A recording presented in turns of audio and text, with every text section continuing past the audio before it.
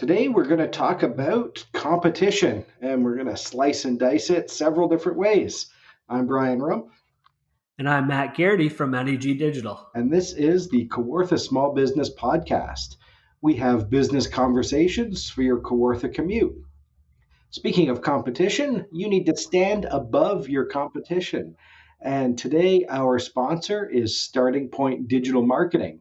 If you need to start on your digital marketing so that you can have an affordable and simple way to stand above your competition, then check out startingpointdigitalmarketing.ca.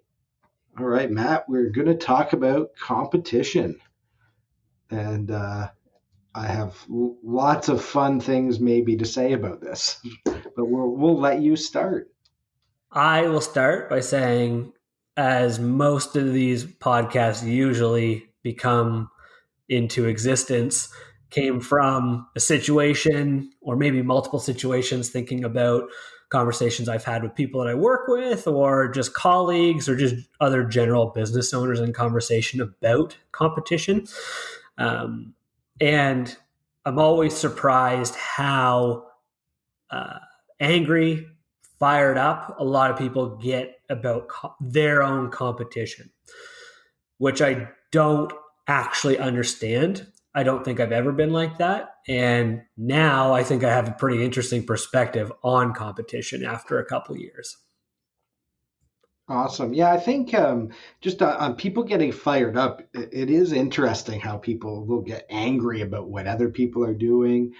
I always find it kind of interesting because they're typically the same people who are like, they want a free market and they want to, they want, I guess, competition, but then they don't want competition and they'll get angry at what other people are doing, which is fascinating. I think you need to.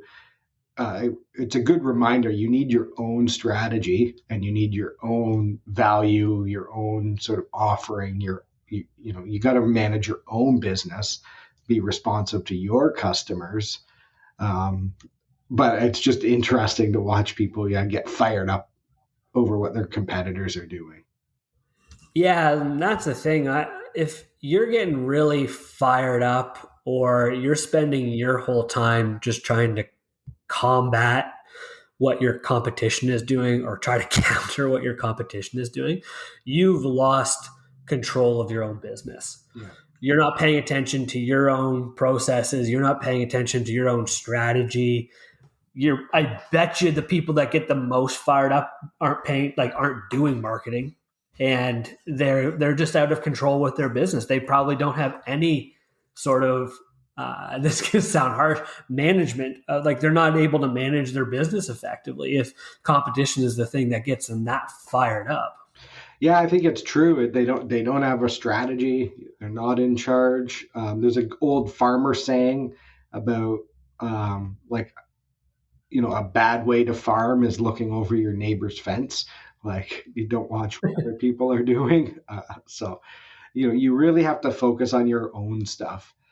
In my sort of experience working with a lot of companies and financing and watching businesses close, you really can't watch competitors because sometimes people will be like, how are they doing that? And my often response, and I don't know if I've ever said this to you, is like, well, they're not. Or they're not doing it profitably, or they're digging themselves a debt hole. And, oftentimes they're the type you see, in a year or so, close their doors or do like a big drastic change. So you can't look at what other people are doing and even assume that it's successful. So why bother spending too much energy on it? I think that's what's been highlighted with social media in the last couple of years, where we all think that everyone has these perfect lives, and because people are always showing the fun things that are going on in their life, the exciting things, usually the exciting, fun things that are happening. They're not talking about any of the struggles or the bad things or the bad moods that they have. It's the same way with business. And I think that's what's maybe definitely being exposed with social media stuff in the last couple of years. Oh yeah, and people watch it, and at the same time, you need to be watching your competitors. So there's definitely in marketing fundamentals when you're doing external analysis, like you want to see what your competitors are doing, what they're offering, try to get inside their head a little bit, but you should be doing that to the mind of how do you position yourself against that. Or are you planning to compete head to head with them? Or are you going to adjust what you're doing so that you're not really directly competing with them? So you need to pay attention to them, but you shouldn't get fired up and angry too much. It can be hard because there are some competitors who will just copy what you do, and it's frustrating. But that's the free market, baby. Honestly, where I am now with competition, though, when people are straight up copying another business, it does not bother me at all anymore because, from a free market perspective, like you said, I'm happy for more people to be creating a market for whatever product or service that is. So whether it's marketing or like environmental products, like Unwrapped was maybe one of the first stores in Kawartha Lakes, at least Lindsay, of course, in that area. And I always got excited with them whenever they were talking about like maybe someone new was coming in. I always thought this is a great opportunity to convince more people to buy environmentally friendly products or talk about sustainability. The more people know about it, the better. The more people know about it, the more likely it is that they're going to hopefully find you because you're doing some marketing. But it helps create a market, the more competition that we have for all of our products and services. Yeah, and I think creating the market is important. And if you ever been to an auction, like there's no auction if only one person bids on something. Like they sink the price until they get multiple bids and people in on it to create that market. So that's just like our business world. And it's interesting how multiple businesses starting at the same time in a similar trend, they might be following a market trend that's somewhere else and they're bringing it to, say, the Kawartha Lakes. But then all of a sudden, people are buying things or doing stuff that they would never have considered before. One example would be like spas and like nail salons. Like when I was a kid, I don't remember that existing with like my mom and her friends. Maybe it did, but it didn't in small towns as much. And there certainly wasn't like 10 businesses that I could name that do it, but it's, created a market and now it's a habit and things that people do. And there's, lots of examples like that. We see that with food often. A new food trend will show up and then there'll be like multiple restaurants that are doing a similar type of style. So you want that market creation because then it creates a demand for that product, and now you're in a position to be able to take advantage of that. Yeah, you're able to take advantage of it if you market. Oh, yeah. And sorry to bring this back to marketing, literally again. Everything comes back to marketing because marketing is everything. Yeah, and like you can take advantage of that if you are able to market. And in my case, like it never bothers me because I know I can market better than anyone else that's not a marketer, at least. So when people create or add to the market, let's just use sustainability products, for instance, as an example, the more of those people that are popping up and creating that market and convincing people to use sustainable products, the better for the individual business. So Unwrapped, for instance, again, all they need to be doing is let the other people do some bad marketing or just talk about sustainability products. And Unwrapped, all they need to do is just talk about how good they are. Yeah. Talk about their products, who they are. let everyone else do bad marketing. And that's what I always say to the people when they get like all worked up about competition. Let your competition create a market for you.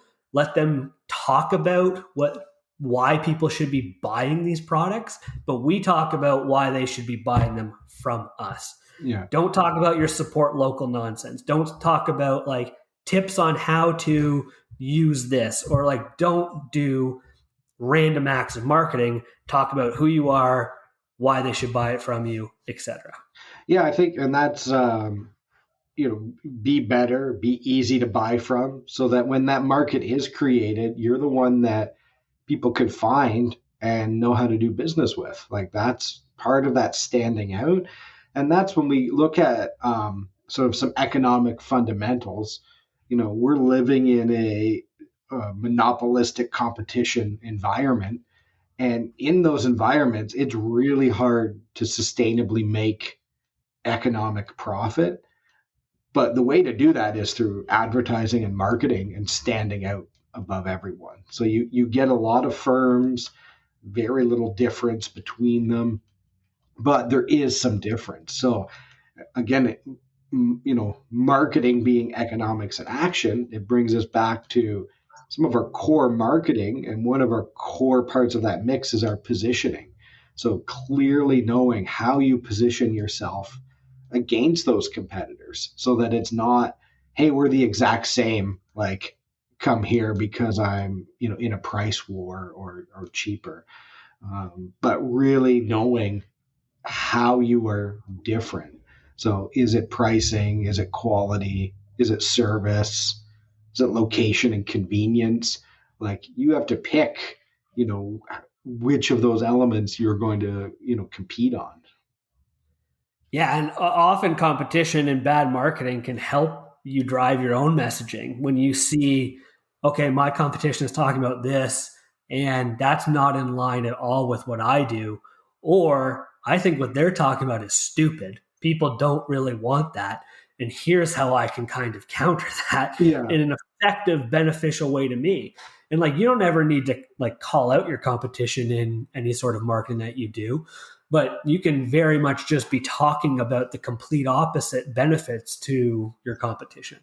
Oh yeah, and then it creates that market. So now people are maybe seeing two perspectives on something, right? And that gives them options. So, for you in marketing, if there's different marketing professionals offering their own sort of strategic preferences, their own sort of mix, now if I'm talking to three different marketers, I'm not comparing apples to apples. Like it's three completely different people, which just makes for a better choice versus just going with who's available.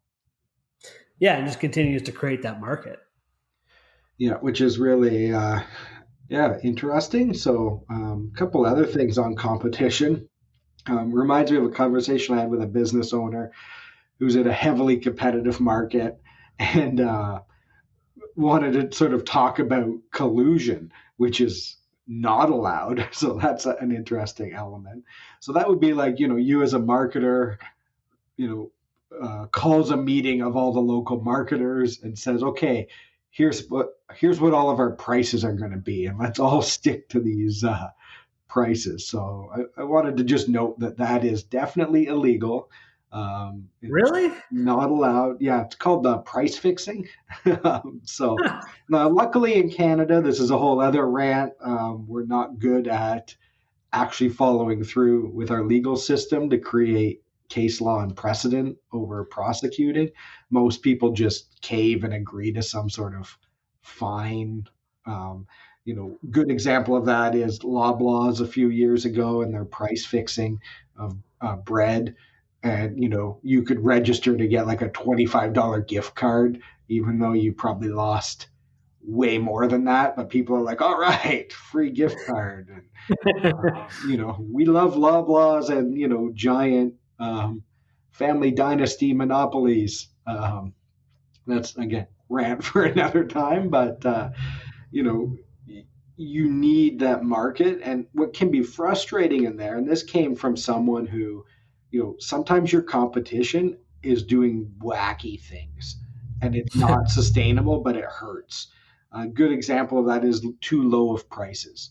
Like, when you've been in a business and you're using that business to support your own family, you get to know what the price is on something. And then someone comes in, usually they don't know what they're doing. They're like, hey, I can do that cheaper.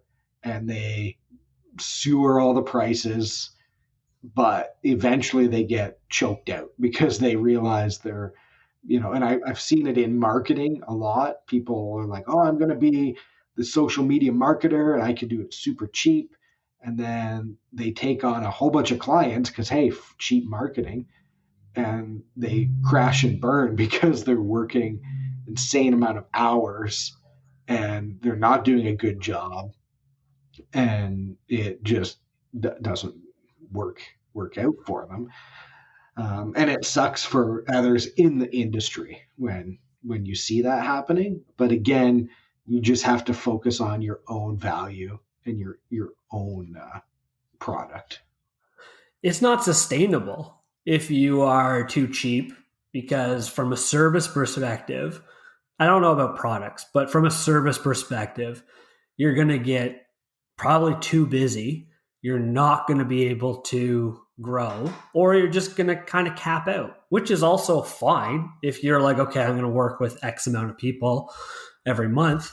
That is what it is. You're not going to be able to grow though. And maybe even from a profitability perspective, it's not going to work out. You're not going to make any money. And then all of a sudden, you're going to have to, like you said, it's going to crash and burn, and your business isn't going to exist anymore. That's unfortunate typically, because then that just kind of like creates a ripple effect, not throughout the industry, but aesthetically to outsiders externally that are like, well, if this guy couldn't make it doing it at that price, like there must be something wrong with the industry. Yeah, and I think that creates opportunity though for someone who knows what they're doing to read the industry and go in and create value for money. The other element I like talking about is subsidizing. So if your prices are too low, you're subsidizing that business with a cheap service. And if you're doing that, you can offer low prices because you're living rent free with your parents. Well, your parents are subsidizing that business being able to, um, do that, which is fine in the short term, but it usually always catches up in the long term. So, again, it goes back to your own business, having your own strategy.